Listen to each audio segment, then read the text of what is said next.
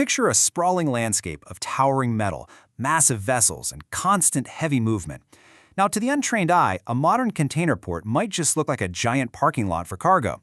But beneath the surface of all that steel and concrete lies an invisible structure that dictates every single movement. Today, we're diving into an explainer on exactly that structure. We're going to look at why private wireless networks are the absolute backbone of modern port operations, and why, quite frankly, without them, these titans of global trade would just grind to a halt. To really wrap our heads around this environment, we kind of have to change how we view the port itself. It's not just a place where equipment sits. It is a living, breathing system of decisions, signals, and perfect timing. You've got thousands of tons of machinery, cranes, trucks, sensors, security teams, and they all have to operate in perfectly synchronized harmony. Imagine playing a high-stakes game of chess, but your pieces just start moving unannounced, or half the board suddenly goes completely dark. Your ability to make sound decisions completely vanishes. Well, that is precisely what happens to a port without a rock-solid communication layer. And that brings us to the immense cost of uncertainty. Because if the communication link in a port is weak, the whole system becomes sluggish. It essentially becomes blind. And in a high-volume port, let me tell you, uncertainty is incredibly expensive. A delayed instruction? That means a multi-million-dollar crane just sits there idle. A missed status update can send a massive transport vehicle completely off course. Even worse, a blind spot in connectivity leaves the central control room entirely unaware of developing hazards. So, physical delays and those crippling operational costs you hear about, they're the direct result of a weak digital link. Consider the stark contrast between our everyday experience with wireless internet and what a modern port actually requires. A generic shared public network is built for the masses, right? It deals with unknown demands. It's sort of like a crowded highway where everyone is just competing for the same space. But a port is a harsh, incredibly dynamic industrial environment. It needs dedicated infrastructure.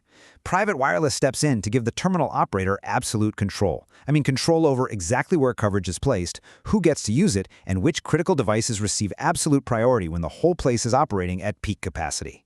So what is it exactly?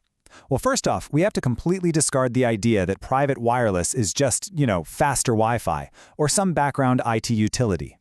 Actually, it's a dedicated coordination layer. It's the port's very own enclosed communication system, and it's designed for one precise goal, turning all that scattered, isolated physical activity into one beautifully coordinated operation. It isn't just carrying standard internet traffic, it's carrying the split-second decisions that literally move mountains of steel. Just consider the sheer scale of this connected ecosystem for a moment. You have voice communications, workers on the ground, towering ship-to-shore cranes, yard vehicles darting around, high-definition cameras, countless sensors, and of course, the central control room. All of these moving parts rely entirely on this single, secure, and reliable communication layer. It's very much like a sprawling orchestra of incredibly powerful instruments. They can only create a symphony if they share impeccable timing, reliable cues, and an absolute, rigid structure. Private wireless provides that structure. This brings us to probably the most powerful analogy we can draw here. Think of the human body. Your body doesn't move simply because your muscles are strong, right?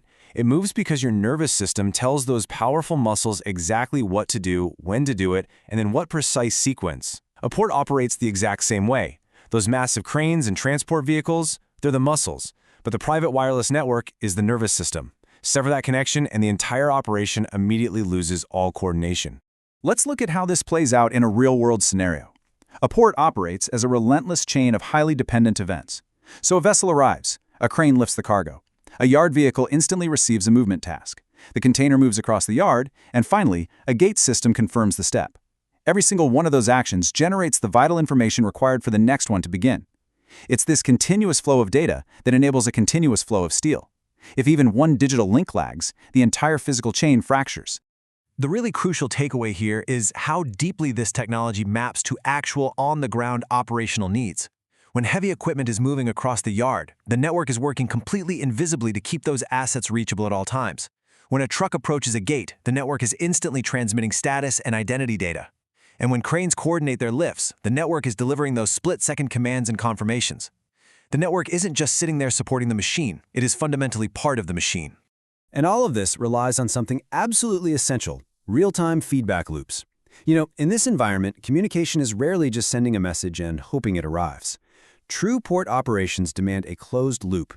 A command goes out, a device responds, the system confirms the physical action actually happened, and the next action adapts immediately based on that ground truth.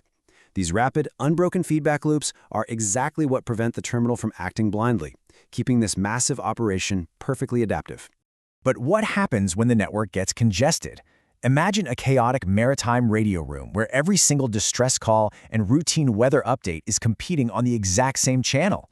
It'd be catastrophic, right? Well, private wireless resolves this by establishing strict priority levels. A routine background sensor update, that gets a low priority.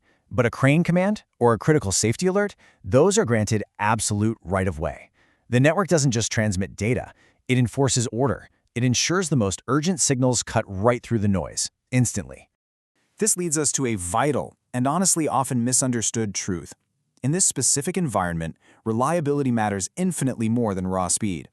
A network could boast incredible speeds on paper, but fail entirely if it drops connections the second a vehicle drives behind a large metal container. Think of it like a flashlight versus a lamp.